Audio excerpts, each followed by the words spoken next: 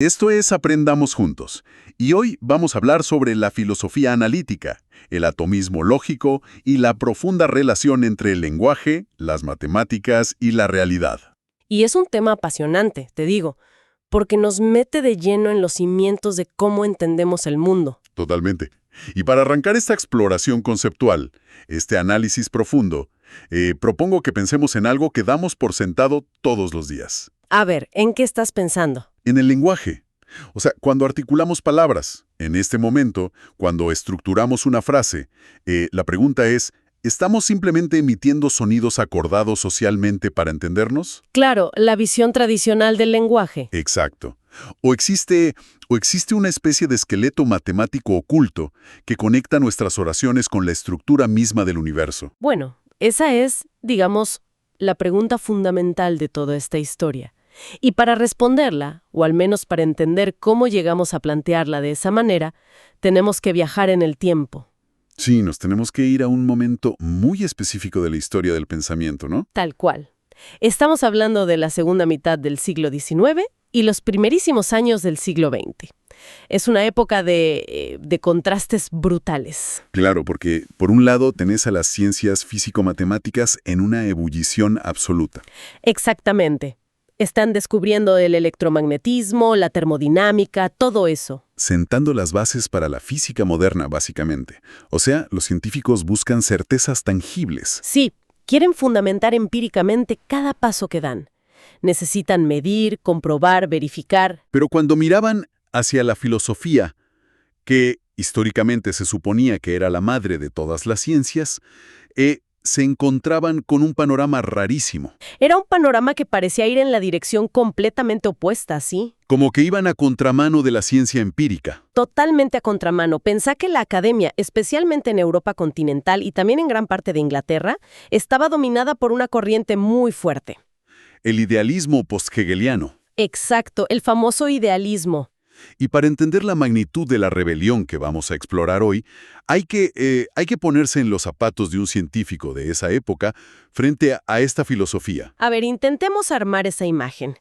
¿Qué decía el idealismo en su esencia más pura? Bueno, en su esencia más destilada, el idealismo sostenía que es un error gravísimo pensar que la realidad existe de forma separada de la mente. O sea, para ellos, todo lo que existe o todo lo que nosotros podemos llegar a conocer tiene una naturaleza fundamentalmente mental. ¿O espiritual, digamos? Claro. Significa que el sujeto, la persona que está observando cualquier fenómeno, tiene un papel completamente activo en la construcción de esa realidad. A ver si sigo bien esta línea de pensamiento. No es que estamos asomándonos a una ventana, mirando un mundo externo y súper objetivo, ¿verdad? No, para nada. La idea es que el propio cristal de esa ventana, que sería nuestra mente, moldea y, en cierto modo, crea lo que vemos del otro lado. Es fortísimo eso. Y no era una idea menor, o sea, venía respaldada por verdaderos gigantes de la historia. Pesos pesados, ¿sí? Por un lado tenías la inmensa influencia de Immanuel Kant. Kant argumentaba que nuestro conocimiento está inevitablemente condicionado por elementos que él llamaba a priori. No. Decía que venimos de fábrica con unos moldes mentales preinstalados. Como el espacio y el tiempo. Tal cual. El espacio y el tiempo son esos moldes que configuran cómo procesamos el mundo. No están ahí afuera, están en nuestra forma de percibir. Claro, pero después estaba Georg Wilhelm Friedrich Hegel, que agarró esto y lo llevó a un nivel mucho más absoluto. Hegel lo lleva al extremo, sí. Él sostenía que la realidad es un todo indisoluble, con mayúscula. Un bloque gigante interconectado. Exactamente.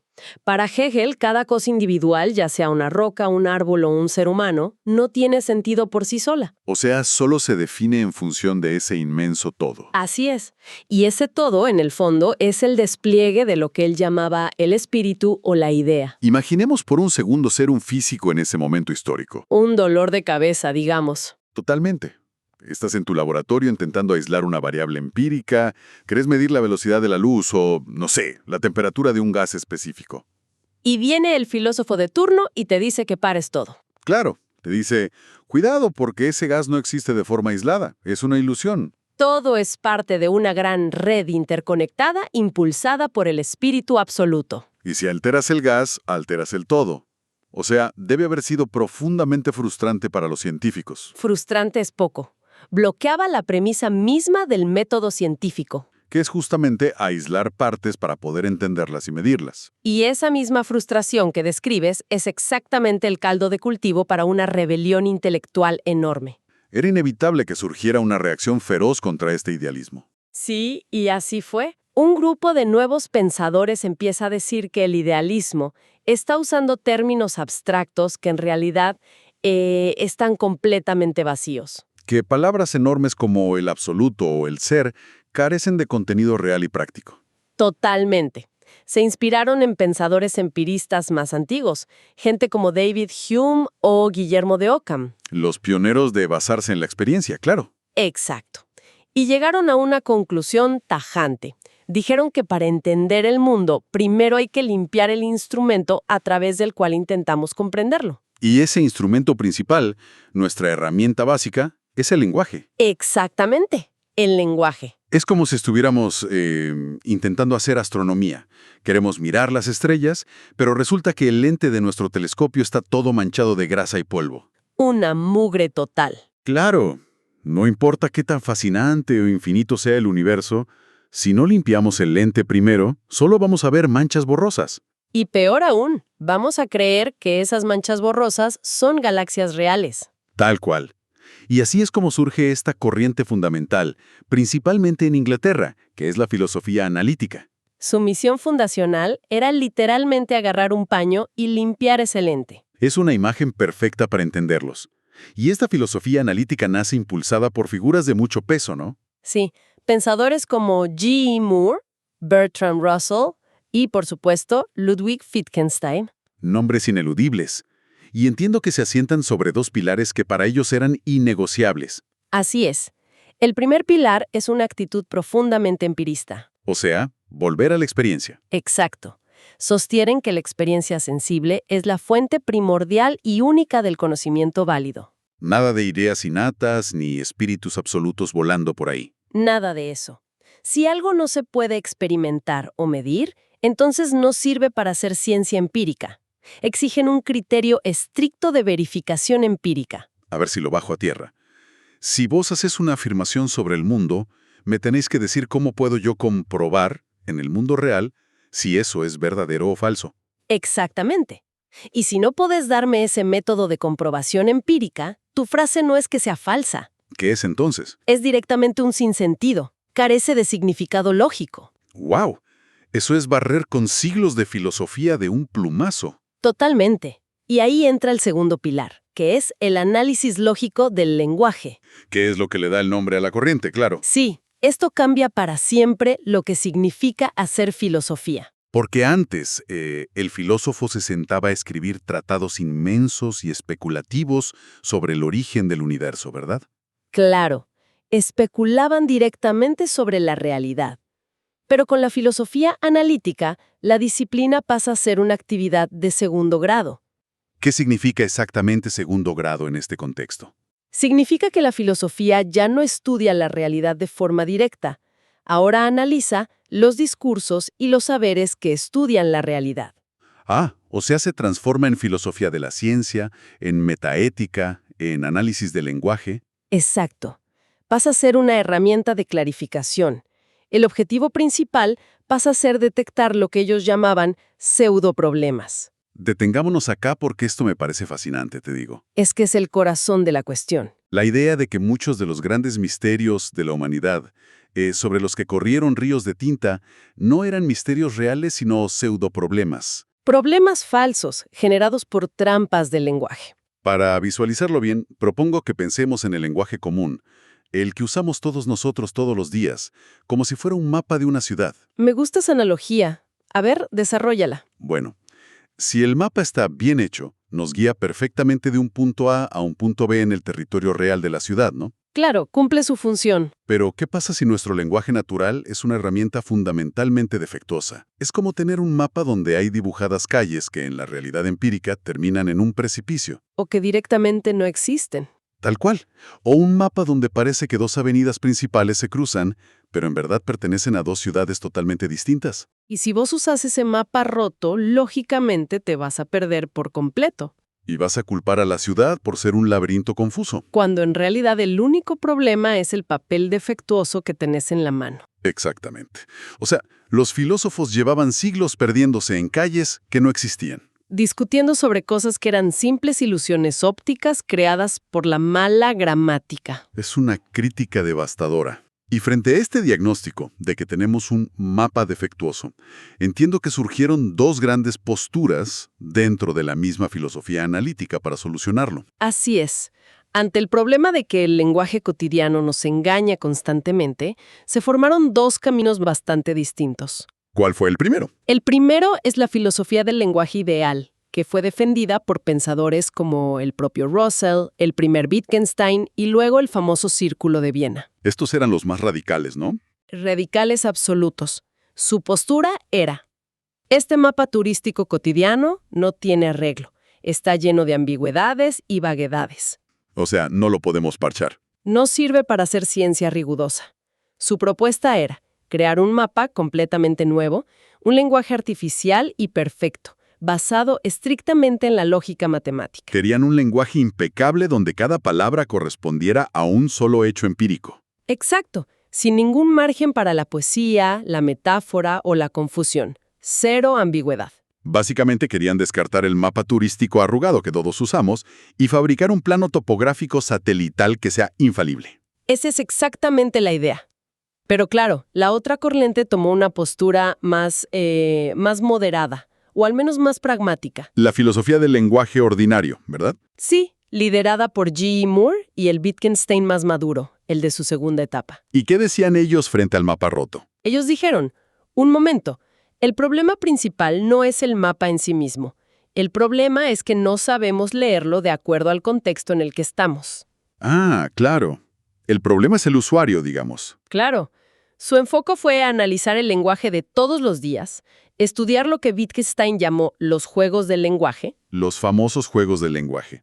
Querían descubrir en qué situaciones específicas estábamos aplicando mal las reglas cotidianas y generando esas confusiones filosóficas. O sea, ellos no querían inventar un lenguaje matemático nuevo desde cero.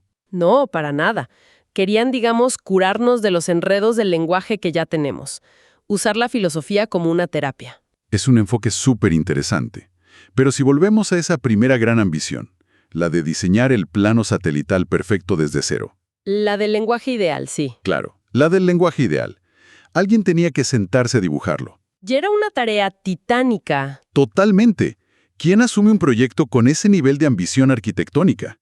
No es un trabajo para cualquiera. Definitivamente no. Y ahí es donde aparece de forma ineludible la figura que lideró este esfuerzo gigantesco, Bertrand Russell. Bertrand Russell. Y vale la pena que nos detengamos un poco en él, porque no era simplemente el típico académico encerrado en un escritorio lleno de polvo. Para nada, Russell era una fuerza de la naturaleza. Es una de las mentes más asombrosas y prolíficas de todo el siglo XX. Pensé que vivió casi 100 años. Nació en 1882 y murió en 1970. Atravesó todo el siglo. Y su obsesión vital por la claridad y por encontrar la verdad absoluta impregnó cada aspecto de su vida, no solo sus libros. Abarcó disciplinas súper variadas. Las matemáticas, la lógica pura, la filosofía, incluso la educación. Ya escribía increíblemente bien. Su prosa era tan precisa y tan lúcida que le terminaron otorgando el Premio Nobel de Literatura en 1950. Un matemático y lógico ganando el Nobel de Literatura.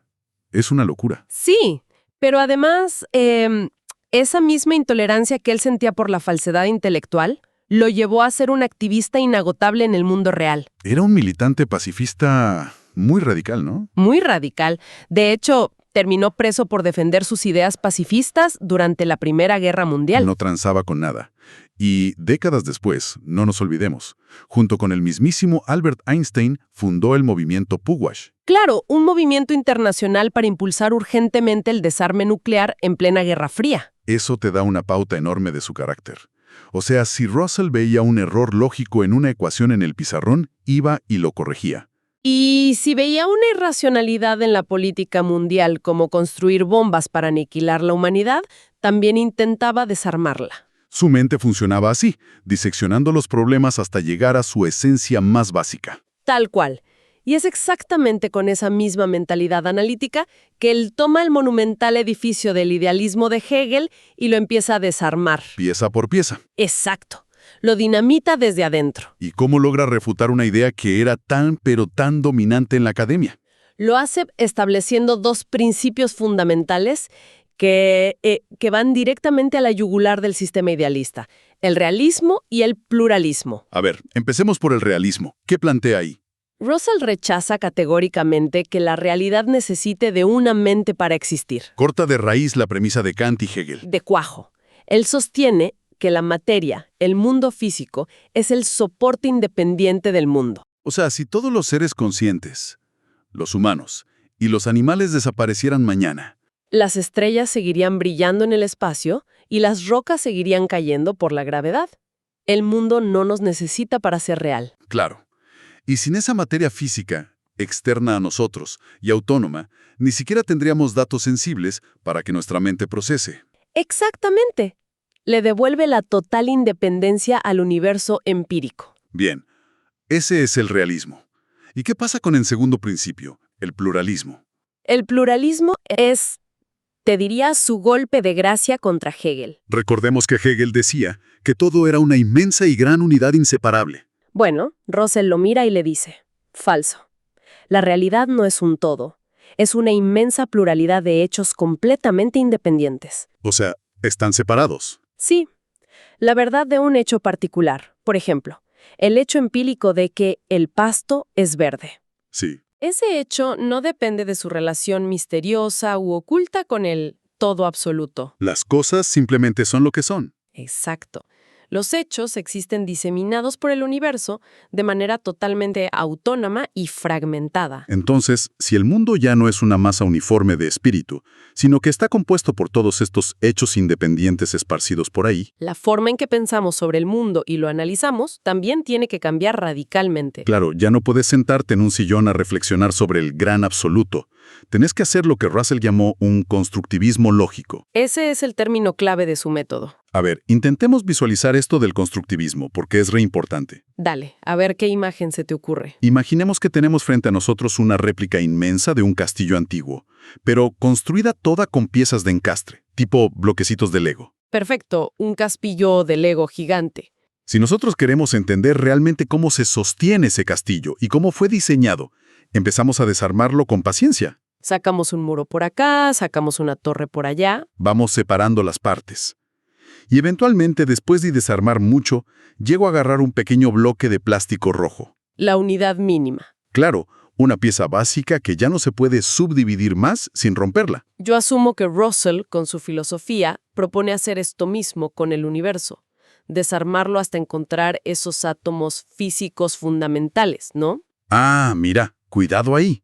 Cuidado porque esa es una confusión súper común y es clave que la aclaremos ahora mismo. A ver, ¿dónde me equivoqué? La analogía del castillo de encastre y los bloques de Lego es excelente para visualizar el método, pero la trampa está en pensar en átomos que sean físicos. Claro, átomos de materia. Exacto. Russell no está haciendo física cuántica ni química en un laboratorio. Su método no busca la partícula elemental de la materia física. ¿Y qué busca desarmar entonces, si no es la materia? Él propone desarmar las ideas. Lo que busca desarmar son los enunciados complejos que usamos en nuestro lenguaje. Ah, ¿por eso su teoría fundamental se llama atomismo lógico? Exactamente por eso. Atomismo lógico, no atomismo físico. Claro, no busca el bloque de plástico rojo, el átomo de carbono. Busca, digamos, el bloque de información pura. Eso es, su método nos dice que debemos descomponer las proposiciones que son complejas en proposiciones que sean simples. Demos un ejemplo de eso para que quede claro. Dale. Si vos tenés una afirmación compleja en el lenguaje cotidiano que dice llueve y hace frío, ¿Que es algo que decimos siempre? sí. En lógica matemática, a eso lo representamos formalmente como P y Q. Dos variables unidas por un conector. Exacto. El trabajo del filósofo analista es separar esa estructura compleja en sus unidades atómicas. O sea, desarmar el bloque. Romper el castillo. Por un lado, aíslas el hecho atómico P que significa solamente llueve. Sí, Y por otro lado, aíslas el hecho atómico Q, que significa hace frío. entiendo. Estos hechos simples y aislados son los verdaderos átomos lógicos. Tal cual. Son los componentes de significado más simples y puros que estructuran todo nuestro conocimiento del mundo. Es increíble. La ambición que tenían es desmesurada. Básicamente querían mapear todo el pensamiento humano en sus átomos lógicos. Querían encontrar el ADN lógico del razonamiento. Pero acá es donde el análisis se vuelve profundamente complejo. Y también donde la historia se pone fascinante. Porque se topan con un problema técnico enorme. Totalmente. Porque para poder aislar estos benditos átomos lógicos, y más importante aún, entender cómo se conectan entre sí para formar ideas más grandes. Russell y sus colegas no podían seguir usando la gramática del lenguaje cotidiano, que ya establecimos que es un mapa roto. Exacto, no les servía. Necesitaban una herramienta implacable, matemática, rigurosa. Y la buscaron en el terreno de las matemáticas, específicamente en un concepto clave, el concepto de función. El gran problema de esta historia es que cuando fueron todos entusiastas a golpear la puerta del departamento de matemáticas, Se encontraron con un incendio. sí, se encontraron con que las matemáticas mismas, en ese preciso momento histórico, estaban en el medio de una crisis de identidad brutal. Una revolución conceptual. Ni siquiera los propios matemáticos se ponían de acuerdo sobre qué diablos era exactamente una función matemática. Y ese, te diría, es el motor oculto de toda esta historia del pensamiento analítico. Es genial porque a veces nosotros pensamos en la historia de las ideas como compartimentos estancos, ¿no? La filosofía por un lado, la matemática por el otro. Claro, como si no se hablaran. Pero acá vemos como la filosofía de vanguardia choca de frente a 200 por hora con la matemática de vanguardia. Cuando pensadores fundamentales, tipos brillantes como Augustus de Morgan, George Boole y sobre todo Gottlob Frege, Los padres de la lógica moderna. cuando ellos intentaron usar las funciones matemáticas para explicar cómo funciona la lógica humana, se metieron sin querer en un campo de batalla. Había un choque de paradigmas enorme entre dos formas muy distintas de entender qué es la matemática en el fondo. Estamos hablando del enfoque analítico y el enfoque sintético, ¿verdad? Exactamente. Y entender esa diferencia matemática no es solo un capricho técnico para nerd. No para nada. Es literalmente entender cómo tu propia mente, cómo nosotros deducimos verdades todos los días. Bueno, vamos a meternos de lleno en eso. Suena un poco abstracto de entrada, pero sé que tiene implicancias redirectas en cómo pensamos la realidad. Vas a ver que con un par de ejemplos se vuelve súper claro. Empecemos por el primer bando, el enfoque analítico, que también a veces se lo llama enfoque algebraico o constructivo en la literatura. Sí, ¿Cómo imaginaba este grupo a las famosas funciones? el enfoque analítico pensaba en la función y sus argumentos bajo el modelo clásico de parte y todo. Como un objeto físico. Claro, para ellos una función matemática es una parte integrante, una parte interna de un objeto matemático más complejo. A ver, La forma más intuitiva de verlo es mediante el concepto de sustitución. sustituir piezas. Exacto. Imaginemos una expresión matemática o incluso una frase común. Y empezás a sustituir o cambiar una de sus partes. Bien. La estructura de esa frase, que se mantiene constante, inalterable a través de todos los cambios, esa parte fija es la función. ¿Y las partes que saco y pongo? Las partes que vas reemplazando son los argumentos. A ver si lo bajo a la tierra con un ejemplo numérico, porque yo necesito visualizarlo. A ver, prueba con uno. Si yo tengo en un pizarrón la ecuación matemática básica que dice 2 más 3, Perfecto. y después borro el 2 y escribo 4 más 3, Ujú. y después borro el 4 y escribo 8 más 3. Bien. Esa porción de la ecuación que dice más 3 se queda ahí, fija como una roca en el pizarrón. Nunca la borré. Esa sería la función analítica. Impecable. Y los números que yo voy variando al principio, el 2, el 4, el 8, esos serían los argumentos. Exactamente. Lo entendiste perfecto. Lo que me resulta reinteresante de esto es que, en esta visión, la función está ahí adentro, está incrustada en la oración. Es parte del cuerpo del objeto. Es como, no sé, pensemos en el chasis de un auto. Me gusta. Al auto vos le podés cambiar las puertas, le cambias las 4 ruedas, le pones otro motor. Vas sustituyendo argumentos. Claro, sustituyó las partes. Pero el chasis de metal se queda fijo, y ese chasis es una parte fundamental e interna del auto mismo. No está flotando afuera. Esa es una lectura analítica perfecta. La función está adentro. Y filosóficamente, esto no salió de la nada. Tiene raíces profundas, ¿no? Una raíz antiquísima. Viene directo de la tradición de Aristóteles y más adelante del empirismo de John Locke. ¿Qué decían ellos? Lógicas viven materialmente dentro de las frases que decimos. Exacto. Ese es el corazón del enfoque analítico. Bien, clarísimo. Ese es un bando de matemáticos. Ahora, ¿qué pasa con el otro bando? El enfoque sintético. El enfoque sintético, que también es conocido como enfoque abstracto o postulativo. ¿Cómo veían las cosas ellos? Bueno, el enfoque sintético miraba todo lo que acabamos de decir y decía, se equivocan por completo. Las funciones no son partes internas de nada. Rechazaban el chasis del auto. Totalmente. Para ellos, concebir una función como una pieza incrustada adentro de un objeto limitaba demasiado la potencia de la matemática moderna. ¿Y qué propusieron entonces si no es una parte? Propusieron algo mucho más abstracto. Dijeron que una función es pura y exclusivamente una relación externa. Una relación externa. Sí, es una regla abstracta y general que toma un conjunto de objetos que están de un lado. Que serían los famosos argumentos. Exacto. Toma esos argumentos de un lado y los asigna o los proyecta hacia otros objetos que están en otro lado, que serían los valores resultantes. Ok. La clave acá es que la función sintética no es parte física ni conceptual de los objetos que está relacionando. Opera desde afuera. Pensemos esto con otra analogía para contrastar con el auto. Dale. Si seguimos con el tránsito, la función sintética no sería el chasis interno del auto. No, definitivamente no. Sería más bien como el sistema de semáforos de una ciudad. Mira. A ver, desarróllalo. Claro, los autos, que de este caso serían nuestros argumentos individuales, llegan a la esquina de la avenida. Bien. El semáforo, que está colgado afuera, dicta una regla externa y universal.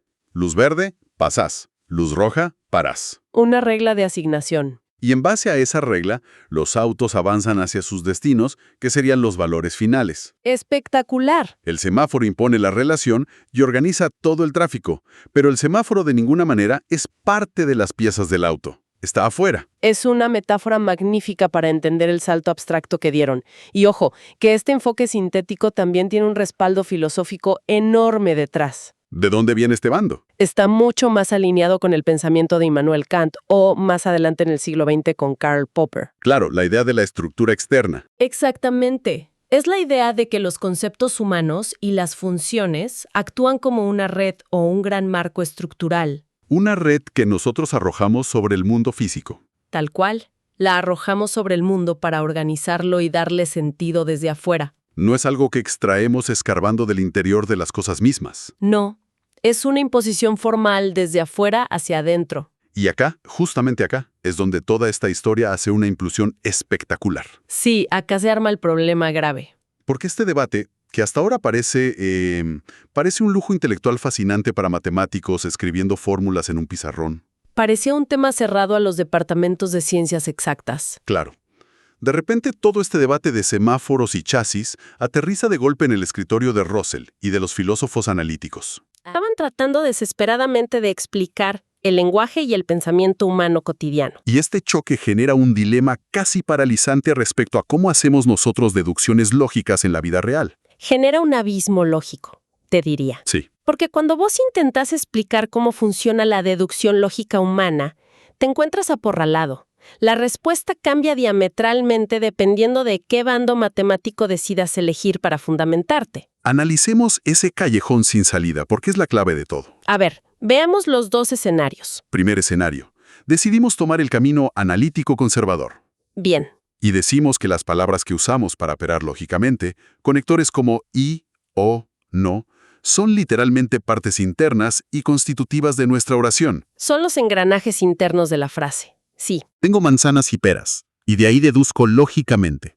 Tengo manzanas, la cadena lógica es impecable. Impecable y Necesaria. Pero, y aquí está la trampa.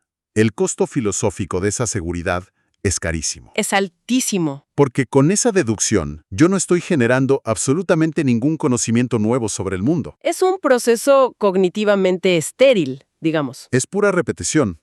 Es como Es como si yo estuviera abriendo una valija que acabo de armar y saco una camisa que yo ya sabía perfectamente que estaba ahí adentro guardada. Exacto, bajo el paradigma puramente analítico, la lógica es segura, es infalible, pero es completamente tautológica. No produce ninguna innovación matemática, ni avance real en el conocimiento empírico.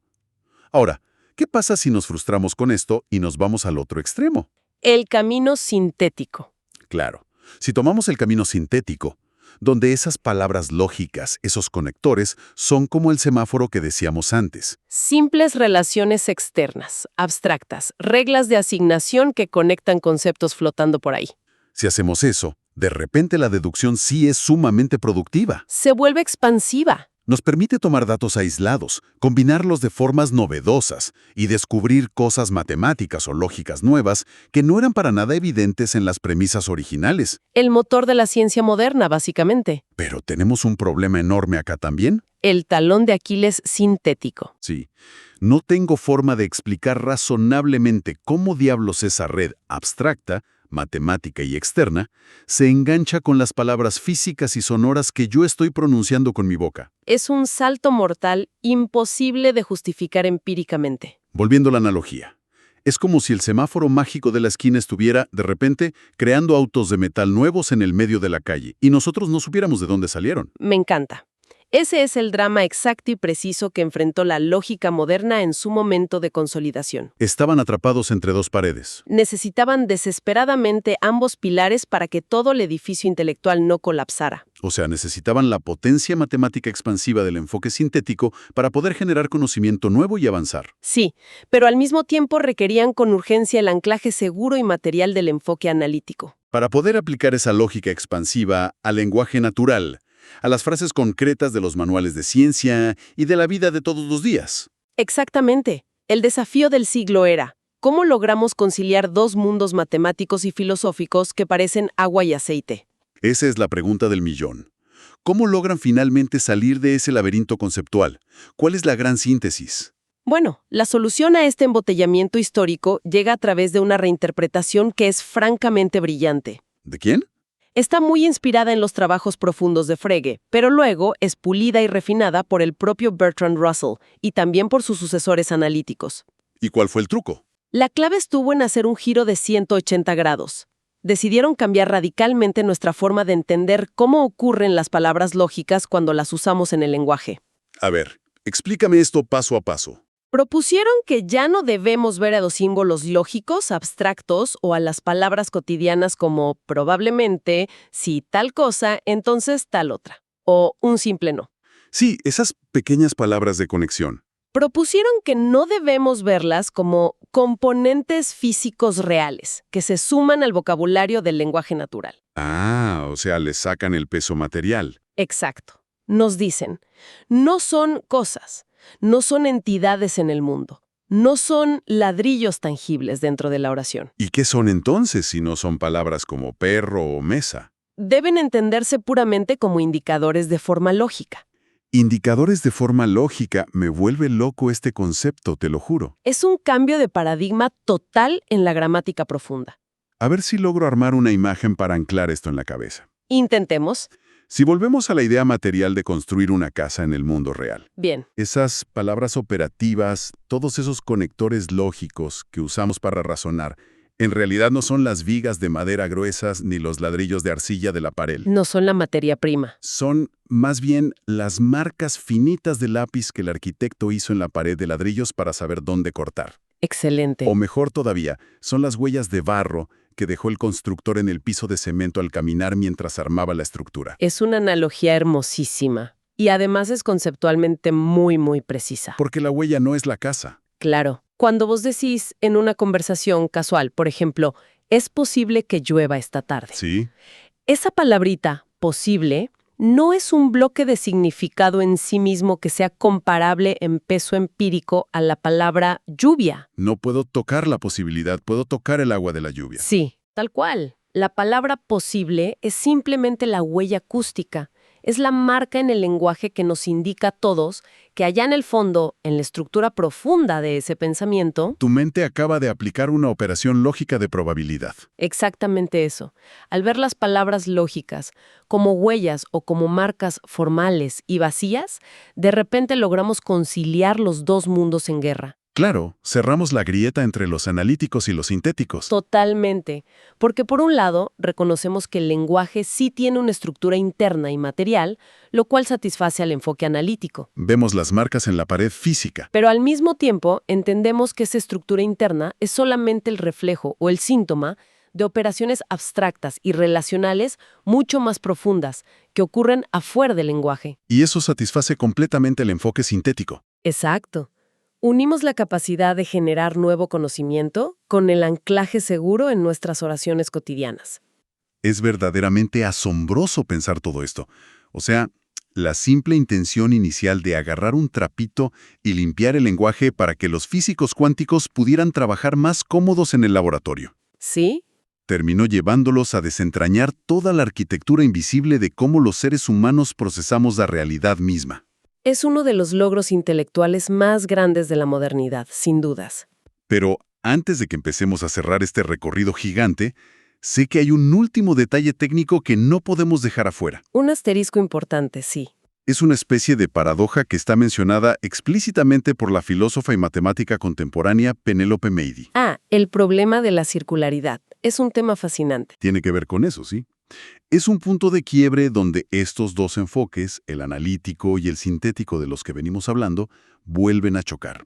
Vuelven a enfrentarse, pero esta vez con consecuencias matemáticas enormes para la ciencia y la informática moderna. A ver, expliquemos esto de Mady. ¿De qué se trata esta paradoja? Penélope Mady, analizando esta historia, señala un límite conceptual muy interesante de la lógica.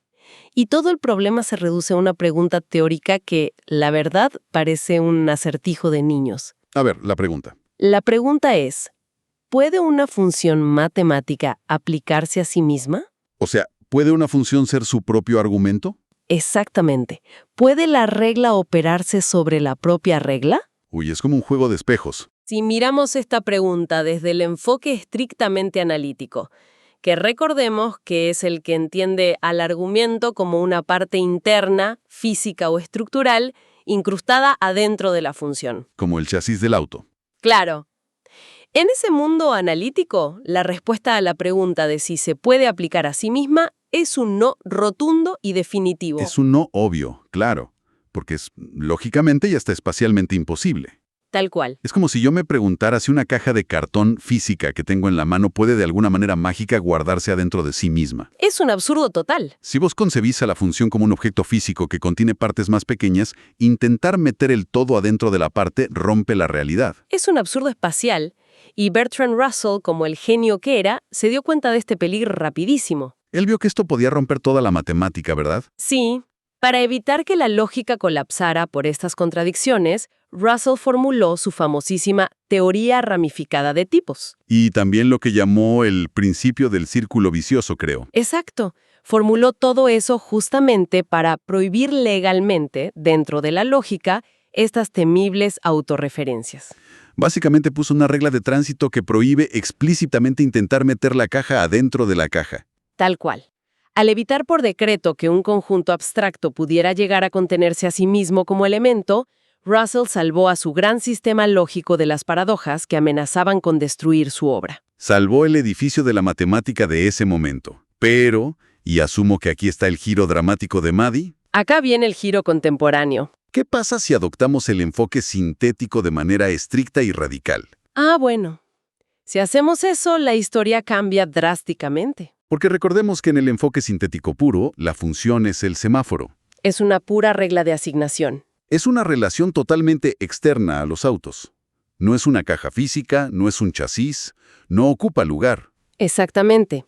Y en el mundo puramente sintético, como la función es una entidad inmaterial, externa y abstracta, no hay realmente ningún impedimento conceptual para rechazar la circularidad. O sea, se puede. No hay cajas físicas rompiéndose. No hay contradicciones espaciales. Claro, al no ser un objeto con volumen interno, una función sintética bien podría tomarse a sí misma como argumento. apuntarse a sí misma con la flecha de la regla, sin generar ninguna explosión lógica. Y ojo que esto no es solo una curiosidad teórica o un capricho de filósofos modernos. Tiene aplicaciones reales hoy en día. Sí, muchísimas. Este enfoque sintético más libre abrió la puerta ya avanzado el siglo XX a desarrollos matemáticos fascinantes. ¿Cómo cuáles? A ver. Por ejemplo, todo el campo de la teoría de conjuntos no bien fundados. Conjuntos que pueden, digamos, morderse la cola infinitamente. Conjuntos que se contienen a sí mismos. Y esos marcos lógicos que a Russell le hubieran dado un infarto, hoy son herramientas fundamentales. ¿Para qué se usan? Se usan en cosas hiperprácticas como la informática moderna, la semántica computacional, el diseño de bases de datos. ¡Wow! O sea, ¿los programas que usamos en la computadora hoy beben de esto? Totalmente. Y el punto final que intenta marcar Penélope Maddy con esto es brillante. ¿Cuál es la conclusión de ella? Que dependiendo íntimamente de cómo vos decidas limpiar tu lente lógico allá al principio del camino, Dependiendo de si elegís el paño analítico restrictivo o el paño sintético expansivo. exacto. Dependiendo de eso, el universo matemático, lógico y hasta tecnológico que terminás descubriendo y construyendo es radicalmente distinto. Es un viaje verdaderamente alucinante el que hicimos hoy. Abarcamos muchísimo, te digo. Sí, si intentamos recapitular un poco toda la inmensa travesía conceptual de esta sesión, la verdad es que es para quedarse pensando horas y horas. Es de esos temas que te dejan recalculando todo. Empezamos en un mundo científico de hace más de un siglo, un mundo hambriento de rigor empírico y certezas. Un mundo que se chocaba de frente contra un muro idealista tremendo, que afirmaba que todo era mente o espíritu. Vimos cómo Bertrand Russell y todos los demás pioneros de la filosofía analítica decidieron rebelarse frente a eso, proponiendo que la única forma de avanzar no era mirando las estrellas, sino limpiando nuestra herramienta principal, el lenguaje cotidiano. Y en esa misión ambiciosa, casi quijotesca, de buscar los átomos lógicos e indestructibles de la verdad, destaparon una olla gigante. Destaparon un dilema matemático profundísimo sobre cómo interactúan las partes y el todo. Esa guerra silenciosa, pero fundamental, entre las funciones analíticas y las sintéticas. Que pareció un problema técnico, pero era el núcleo del pensamiento. Y finalmente, repasar esa batalla histórica nos dejó una enseñanza invaluable sobre cómo hablamos hoy. Sí, nos enseñó a ver distinto. Nos enseñó que las palabras lógicas que usamos todos los días, los conectores, los condicionales, no son simples ladrillos materiales que arman una frase. No son cosas, son marcas. Son huellas profundas de las operaciones abstractas e invisibles que hace constantemente nuestra propia mente.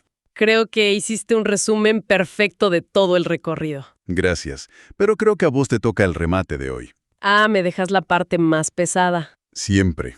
Creo que todo este análisis nos obliga, casi por inercia, a plantearnos una reflexión final muy provocativa de cara a lo que se viene. Sí, una reflexión que se proyecta directo hacia el futuro de nuestra especie y de cómo buscamos el conocimiento en el universo. A ver, déjanos pensando. Pensemos en esto.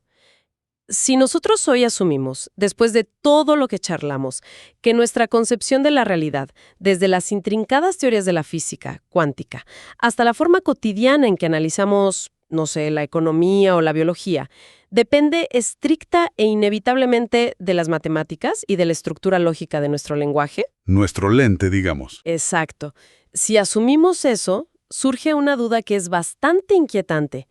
¿Qué aspectos o fenómenos masivos del universo seremos para siempre incapaces de comprender? Uf. Y no por falta de una tecnología avanzada o por no tener telescopios más grandes en órbita. No es un problema de hardware de las máquinas. No. Simplemente incapaces de procesarlos porque la gramática evolutiva básica de nuestra especie, nuestro cerebro de primates, sencillamente carece de los átomos lógicos necesarios para poder pensarlos. Hasta la próxima.